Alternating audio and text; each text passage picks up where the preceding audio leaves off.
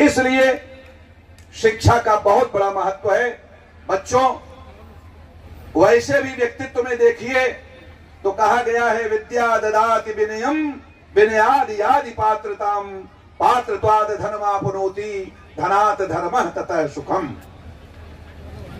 विद्या विनय प्रदान करती है। विनय व्यक्तित्व का आभूषण होता है।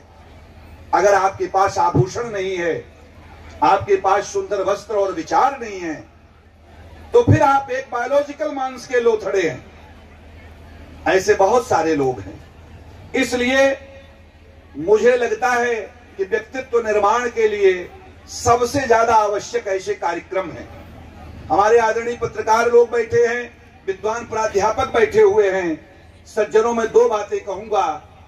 साइकोलॉजी के भी लोग जानते होंगे, मैं ऑलपोर्ट की पर्सनालिटी पर नहीं जाऊंगा, निचोड़ की बातें बताऊंगा कि देखिए, तीन चीजें होती हैं किसी व्यक्तित्व में। बच्चों, ध्यान से सुनो और निर्माण करो। पहली चीज होती है व्यक्ति का नेचर। अब ये नेचर में ही फिजिक आ जाती है, शरीर की बनावट, बायोलॉजिकल सारी बातें आ जाती है। तो ये नेचर तो बाय बर्थ मिलता है, ये तो ऊपर वाले ने दिया है। लेकिन दूसरी चीज होती है कैरेक्टर, जिसे एक्वायर्ड किया जाता है, कैरेक्टर को प्राप्त किया जाता है, और दोनों मिल जाती है तब किसी व्यक्ति की पर्सनालिटी बनती है। और पर्सनालिटी को कल्टीवेट किया जाता है। कल्टीवेशन माने खेती। पर्सनालिटी को बनाने के लिए जैसे कृषक अपनी फसलों को उगाता है, वैसे अपने जीवन निर्माण के लिए विद्या विनय के आभूषण के साथ, शैक्षणिक गुणवत्ता, नैतिक ईमानदारी, चरित्र निष्ठा के साथ जब कोई व्यक्ति अपने व्यक्तित्व का निर्माण करता है, तब वह बनता है महान, और तब इतिहास में उसकी बात लिखी जाती है। आप जानते हैं कि बंसी तो जल गई, बंसी तो जल गई राख में, लेकिन उसका गीत बाकी है। राही तो मिल गया राख में, लेकिन उसका अतीत बाकी है, उसका अतीत बना रहता है। इसलिए सोचना होगा। बच्चों, समय कम है। जीवन में उत्कर्ष किसी धन संपदा वैभव पद का नहीं होता। आज मैं यहां हूं, कल वहां कोई दूसरा होगा। लेकिन जिस बच्चे के अंदर, जिस इंसान के अंदर आत्मिक उत्कर्ष आ गया, उसका इनर सेल्फ डेवलप कर गया, आत्मिक उत्कर्ष जब व्यक्ति के अंदर आ जाता है, तो सही विकास, सही व्यक्तित्व, सही आभा और सही कहिए जीवन की सार्थकता प्राप्त हो जाती है। आत्मिक विकास करो। आत्मिक उत्कर्ष किसी का नहीं हुआ तो वो कुछ नहीं कर सकता है। उदाहरण लीजिए, बच्चे हमारे कहते होंगे, बच्चे युवा हैं, सर ये परेशानी है, ये परेशानी है, घर परिवार की परेशानी है। कुछ बच्चे वहां बात में मशगूल हैं, उनकी वो परेशानी है। परेशानी नहीं है।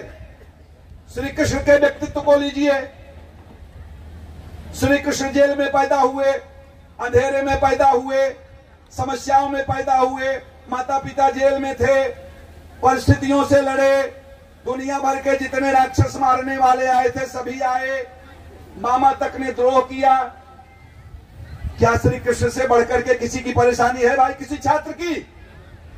उनसे ज्यादा कोई परेशान नहीं है।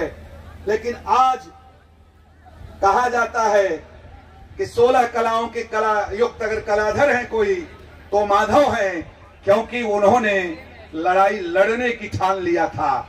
जब दिल में ठान लोगे, जब मन में ठान लोगे, तो ये उड़ान सही दिलों में उसी समय होगी बच्चों। क्यों?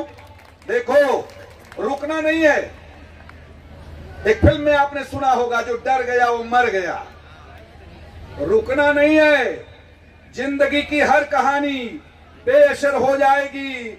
हम नहीं होंगे तो दुनिया दर बदर हो जाएगी। पांव पत्थर करके छोड़ेगी अगर रुक जाइएगा। चलते रहिएगा तो ये जमी भी हम सफर हो जाएगी, ये जमी भी हम सफर हो जाएगी। चलते रहने की बात है। चलते रहने का नाम जिंदगी है। सूर्य चलता रहता है, चंद्रमा चलता रहता है, पृथ्वी चलती रहती है, सागर हुंकार भरता रहता है, पक्षी कलरव करता रहता है। जो व्यक्तित्व चलने से रुक गया, इसीलिए तिवारी जी चल रहे हैं। चलते रहे। और मैं एक बात और कहूं, इस जीवन में